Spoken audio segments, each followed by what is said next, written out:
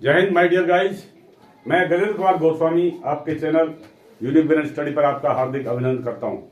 तो इससे पहले वीडियो में आपने देखा था, मैंने बनाया था ये वीडियो जिसमें था फिजिकल चेंजिंग, केमिकल चेंजिंग, यानी फिजिकल चेंज क्या होती है, केमिकल चेंज क्या होती है, उसके बाद में केमिकल रिएक्शन एंड केमिकल यूकेशन और कैसे उनको बैलेंस करते हैं, वो मैं इससे पहले वाली वीडियो में बता चुका हूं। तो आगे चलते हैं हम कि ये रिएक्शंस कितने प्रकार की होती हैं। जो केमिकल रिएक्शंस है कितने प्रकार की होती है, कितने टाइप की होती है, यानी type of chemical reaction. Chemical reactions की टाइप टोटल 5 होती हैं, लेकिन आपके सिलेबस में क्लास 10th में टोटल 4 है, वो मैं लेके चल रहा हूं। तो पहला है कॉम्बिनेशन रिएक्शन, यानी जब दो चीज मिलाकर, यानी कॉम्बिनेशन का मतलब है मिलाना। जब 2 या 2 से अधिक चीजों को मिला के कोई एक चीज बन जाए तो उसको कहते हैं हम कॉम्बिनेशन।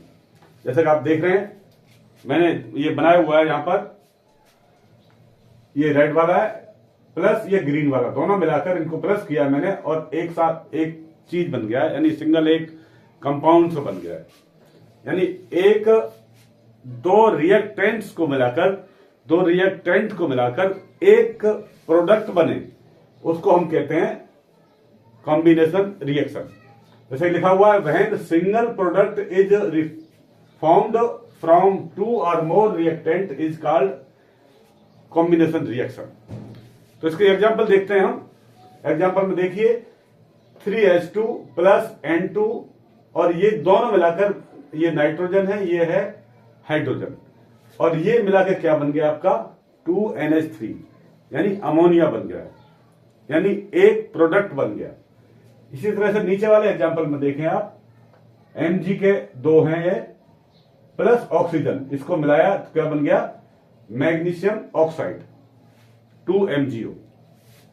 इसी प्रकार ये कार्बन है और इसको मिलाया किसके साथ में, ऑक्सीजन के साथ में मिलाते तो क्या बन जाता है, कार्बन डाइऑक्साइड बन जाता है।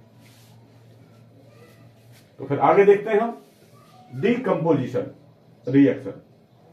डीकंपोजिशन रिएक्शन यानी कोई एक चीज है उसको डीकंपोज करते हैं। कोई चीज जो चिपकी हुई है उसको क्या करते हैं, हम अलग करते हैं। इसके अंदर आप देखिए, when a single reactant break down into further parts is called decomposition reaction. जो कोई सिंगल आपका रिएक्टेंट है उसको यदि 2 भागों में, ये 2 या 2 से अधिक भागों में हम बांट दें तो क्या होता है, उसे कहते हैं हम डीकंपोजिशन रिएक्शन। जैसे देखिए यहां पर ये 2 मैंने ये ग्लोब्स बना रखे हैं, एक रेड है और दूसरा ग्रीन है। इसको जब मैंने आगे रिएक्शन किया है तो क्या मिल गया, रेड अलग हो गया और ग्रीन अलग हो गया। एग्जाम्पल हम देखते हैं 2AgCl यानी सिल्वर क्लोराइड। सिल्वर क्लोराइड को जब सनलाइट में, सूर्य की लाइट में रखते हैं या सूर्य की लाइट उसके ऊपर डालते हैं सिल्वर क्लोराइड के ऊपर, तो क्या होगा, सिल्वर अलग हो जाएगा और क्लोराइड अलग हो जाएगा। सिल्वर क्या है, एक ठोस है, और क्लोराइड एक क्या है, क्लोरीन गैस है। ठीक है, ये अलग हो जाएगा, यानी सिल्वर अलग हो गया और क्लोरीन अलग हो गया। इसी तरह से आप एग्जाम्पल अगला देखिए, FeOH होल ट्वाइस यानी ferric hydroxide. Ferric hydroxide, ferric hydroxide को जब हम हीट करते हैं, ये हीट का निशान है जो लगाया हुआ मैं ट्रायंगल जैसा, ये हीट का निशान है। जब हम हीट करते हैं तो फेरस ऑक्साइड बनता है, यानी Fe2O3। ये क्या है, एक इसी को हम कहते हैं जंग लगना, यानी रस्टिंग, इसको कहते हैं क्या, रस्टिंग। और इस रस्टिंग को हम क्या कहेंगे, हाँ, जो कि रस्टिंग आपका आगे आएगा, उसको मैं बाद में लूंगा। प्लस क्या बच गया आपका 3H2O, यानी पानी बच गया आपका। नेक्स्ट इसी प्रकार देखिए आप, सिल्वर ब्रोमाइड यानी AgBr, और इसको हाई वोल्टेज हमने दिया तो Ag अलग हो जाएगा और ब्रोमाइड अलग हो जाएगा। नेक्स्ट देखते हैं हम, तो अभी हम देखते हैं डिस्प्लेसमेंट रिएक्शन। डिस्प्लेसमेंट रिएक्शन के अंदर आप जैसा कि देख रहे हैं, यहां पर मैं ग्लोब बनाए हुए हैं 3 कलर के, red, green and blue. Green and blue आपस में एक साथ हैं और रेड वाले को हमने इसके साथ जोड़ा है। तो यहां पर ग्रीन और ब्लू में से एक क्या जाएगा, रेड के साथ चला जाएगा और एक इसमें से डिस्प्लेस हो जाएगा। तो आप देखिए जैसा कि यहां पर रिजल्टेंट क्या आया, यानी रेड वाले के साथ में कौन सा मिल गया, ब्लू वाला मिल गया, और जो ग्रीन वाला था वो अलग हो गया। इसी प्रकार से एग्जांपल में देखते हैं हम, जिंक प्लस HCl। जिंक को हमने किसके साथ में क्रिया कराया है, एक हाइड्रोक्लोरिक एसिड के साथ में किया है। जिंक HCl के साथ चला जाएगा और हाइड्रोजन अलग हो जाएगा, यानी क्या बन गया, जिंक क्लोराइड बन गया और प्लस क्या निकल गया, हाइड्रोजन अलग हो गया, सेपरेट हो गया।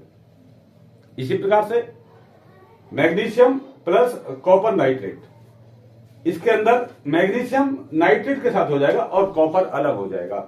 तो देखिए यहां पर प्रोडक्ट क्या है, मैग्नीशियम नाइट्रेट प्लस कॉपर। इसी प्रकार CuSO4 यानी कॉपर सल्फेट, इसका रिएक्शन किया हमने किसके साथ में, Fe के साथ, Fe के साथ यानी आयरन के साथ में। तो आयरन SO4 के साथ चला जाएगा और कॉपर अलग हो जाता है। तो आयरन ने क्या बना दिया, FeSO4 यानी फेरस सल्फेट, और ये क्या हो गया, कॉपर अलग हो गया। इसी प्रकार और एग्जांपल देखिए आप, FeSO4 प्लस Zn। तो Zn किसके साथ चला गया, SO4 के साथ में, ZnSO4 बन गया और Fe अलग हो गया, यानी क्या हो गया, रिजल्टेंट क्या मिला, प्रोडक्ट ZnSO4 प्लस Fe। और देखते हैं एक एग्जांपल, सोडियम नाइट्रेट यानी NaNO3, इसकी रिएक्शन किसके साथ कराई हमने, पोटेशियम के साथ में, K के साथ। और क्या बन जाएगा, K किसके साथ चला जाएगा, NO3 के साथ में, potassium nitrate plus sodium plus sodium, यानी पोटेशियम नाइट्रेट प्लस सोडियम। आगे आपने देखा है फेरिस सल्फेट का रिएक्शन कराया हमने कॉपर के साथ में। फिर कॉपर कहां पर है, आप देखिए, ये मैंने एक टेबल बनाया हुआ है, इस टेबल में जो सबसे ऊपर दिया हुआ है पोटेशियम। पोटेशियम क्या है, मोर रिएक्टिव है, और सबसे कम रिएक्टिव कौन सा है, प्लेटिनम। तो इसमें फेरिस का है आपका, Fe नीचे है और कॉपर कहां है इसका, हाँ इसमें नहीं दिया हुआ है। तो यानी इसमें रिएक्शन नहीं होगा, क्योंकि जो लो रिएक्टेंट है वो तोड़ नहीं सकता है।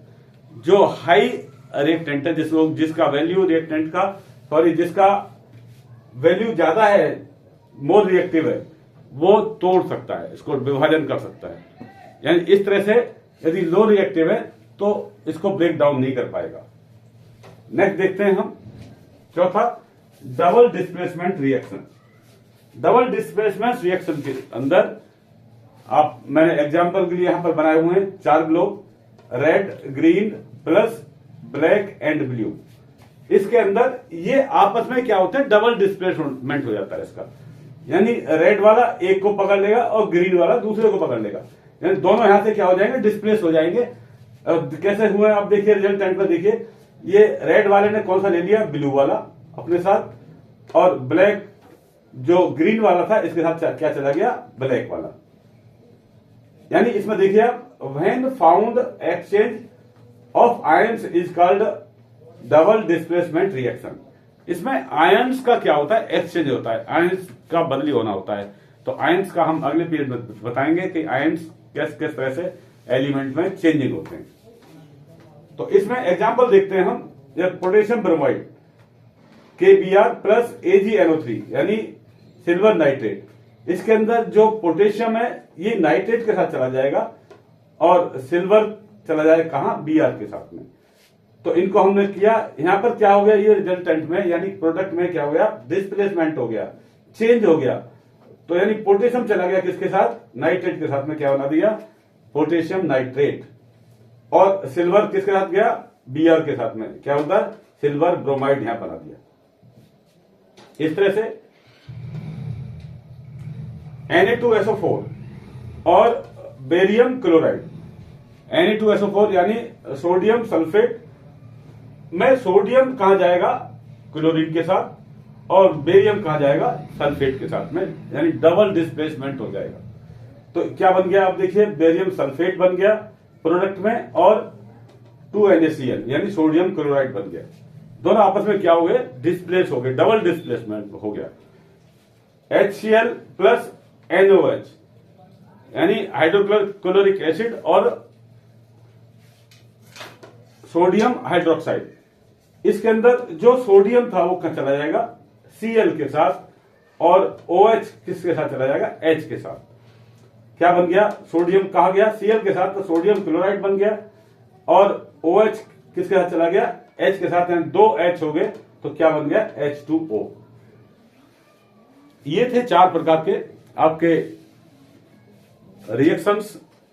5वां प्रकार का है जो प्रेसिपिटेट है, आपके लिए नहीं है, वो अगली क्लास के लिए है। इसके बाद हम देखते हैं कुछ रिएक्शंस और हैं, जैसा कि एक्सोथर्मिक रिएक्शन और एंडोथर्मिक रिएक्शन।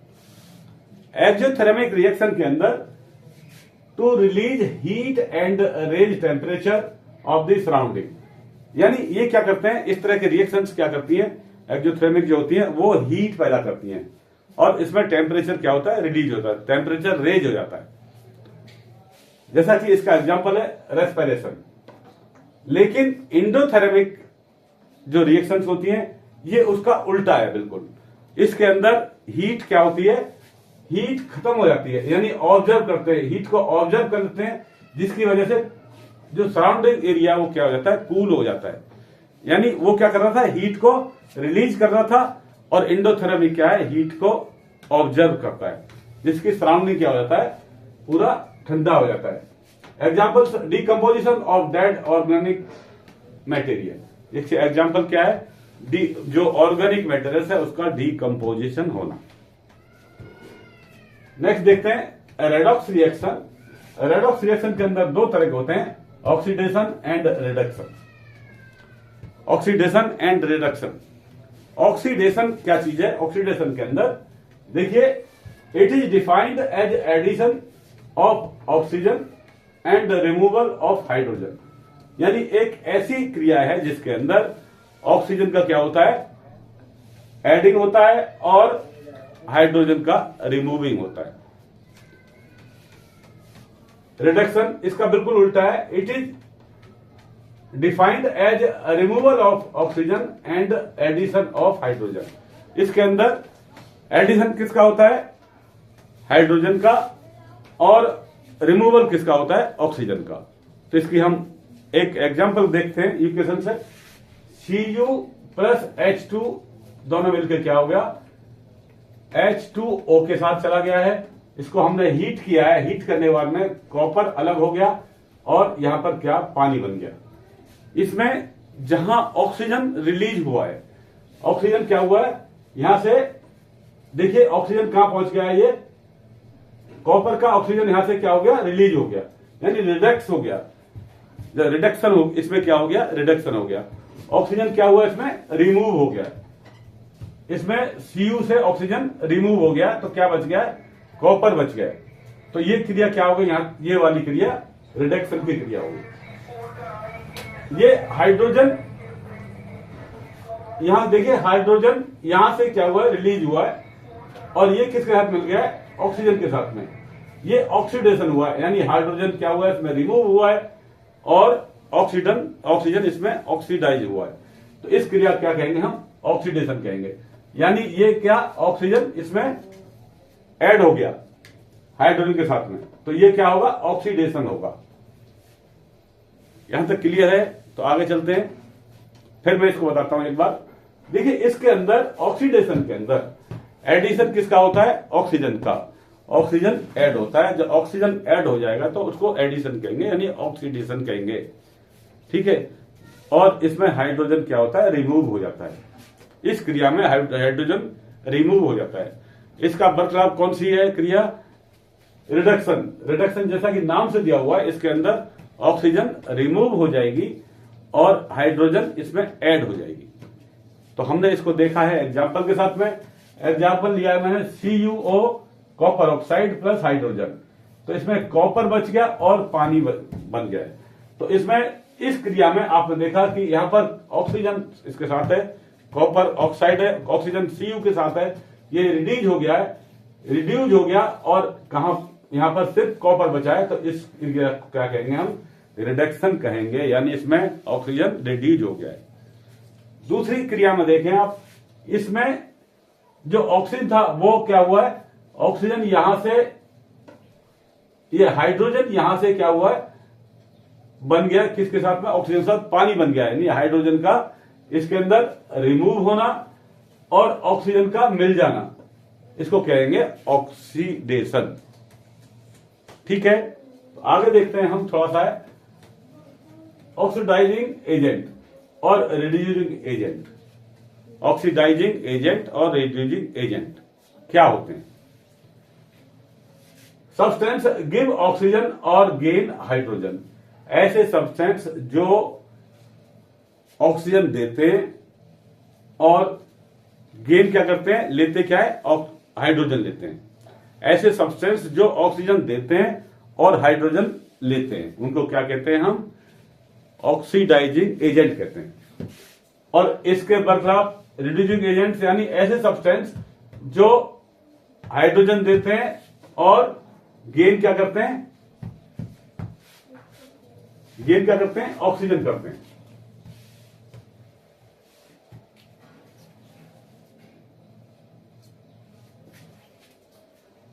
गेन क्या करते हैं, ऑक्सीजन, यानी ऐसे एजेंट जो कि हाइड्रोजन देते हैं और गेन करते हैं ऑक्सीजन, उनको हम कहते हैं रिड्यूसिंग एजेंट। फिर एक बार बता रहा हूं, ऐसे सब्सटेंस जो कि ऑक्सीजन देते हैं और हाइड्रोजन लेते हैं, उनको हम कहते हैं ऑक्सीडाइजिंग एजेंट। इसका उल्टा, जो ऐसे सब्सटेंस जो हाइड्रोजन देते हैं और ऑक्सीजन लेते हैं, उनको बोलते हैं रिड्यूसिंग एजेंट। एग्जांपल्स देखिए आप, CuO प्लस H2, इसमें Cu ने क्या किया है, ऑक्सीजन क्या दे दिया है ऑक्सीजन को, यानी Cu बच जाएगा आखिर में, Cu बच गया, ऑक्सीजन दिया है, तो इसको क्या बोलेंगे, ऑक्सीडाइजिंग एजेंट कहेंगे। आगे देखें, इसने क्या किया है, यहां से हाइड्रोजन H2O है, ये H2 था, ये H2O, इसने हाइड्रोजन क्या किया है, रिलीज कर दिया है, यहां पर रिलीज किया है हाइड्रोजन को, यानी रिड्यूस कर दिया हाइड्रोजन को, तो इसको वो हम क्या करेंगे, रिड्यूसिंग एजेंट कहेंगे।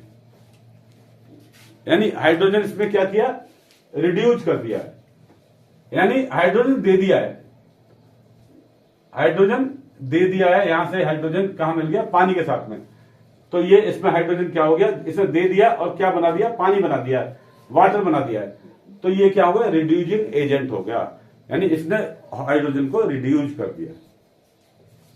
बस 2-3 चीज और रह गए, बाकी आपका ये लेसन खत्म होता है। इस लेसन के अंदर जो मैं ले रहा हूं वीडियो, इसके अंदर जो महत्वपूर्ण पॉइंट है जो एग्जाम पर्पज के लिए, मैंने उनको ही कवर किया है। बाकी काफी लेंथी था, इसको मैंने बहुत छोटा करके लिख आपको समझाने की कोशिश की है। नेक्स्ट है कोरिजन। कोरिजन क्या है, आप जैसे देखते हैं, चलो इसको पढ़कर आप सुनाता हूं। Slow conversion of metal in greenish in presence of oxygen, water और moisture, that is examples of artificial jewellery और कॉपर कॉइन।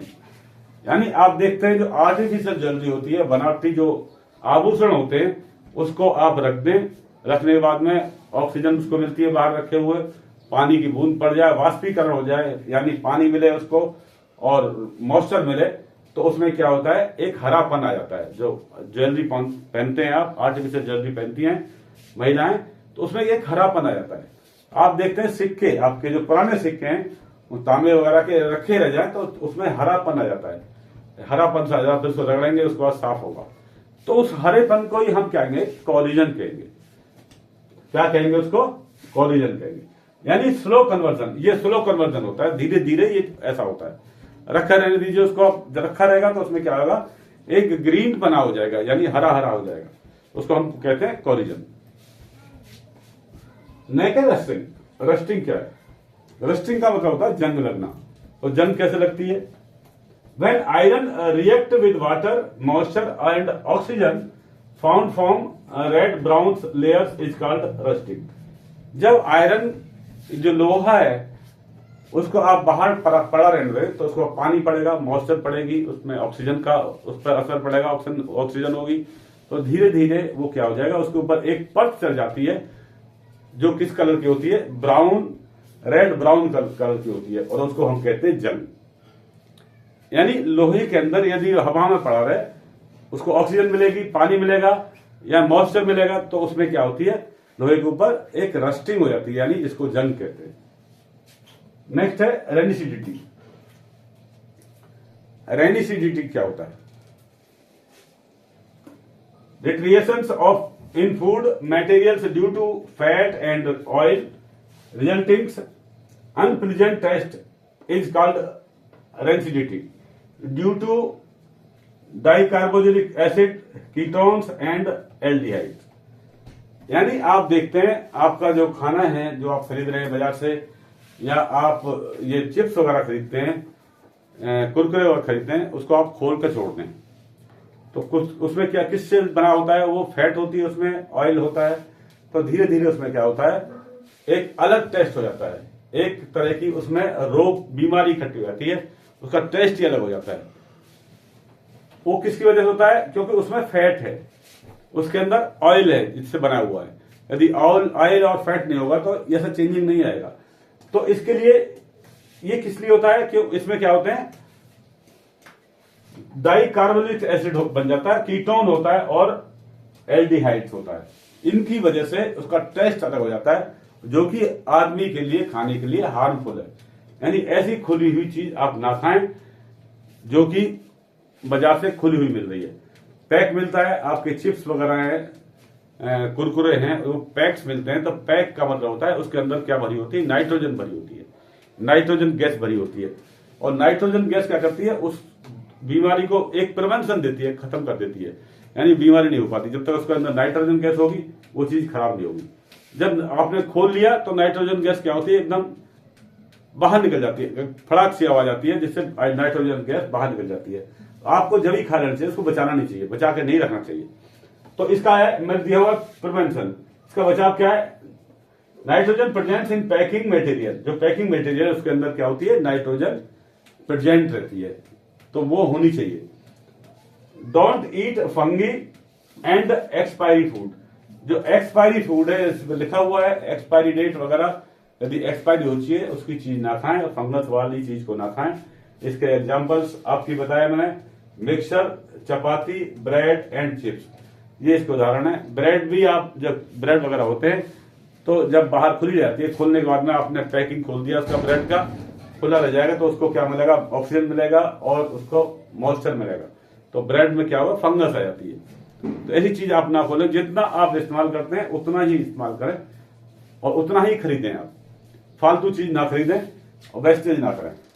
तो ये था आपका पूरा लेसन आज तक, केमिकल रिएक्शन एंड यूकेशन, जो कि मैं खत्म कर चुका हूं, और मुझे उम्मीद है कि आप पूरा इसको समझ चुके होंगे। मेरे ऐसे वीडियो देखने के लिए आप मेरे चैनल को सब्सक्राइब करें, लाइक करें, कमेंट करें और शेयर करें। अगला वीडियो मेरा होगा सेकंड चैप्टर, जो भी दिया हुआ है साइंस का, क्लास 10th का, उसके ऊपर बनाऊंगा। तब तक के लिए नमस्कार, जय हिंद।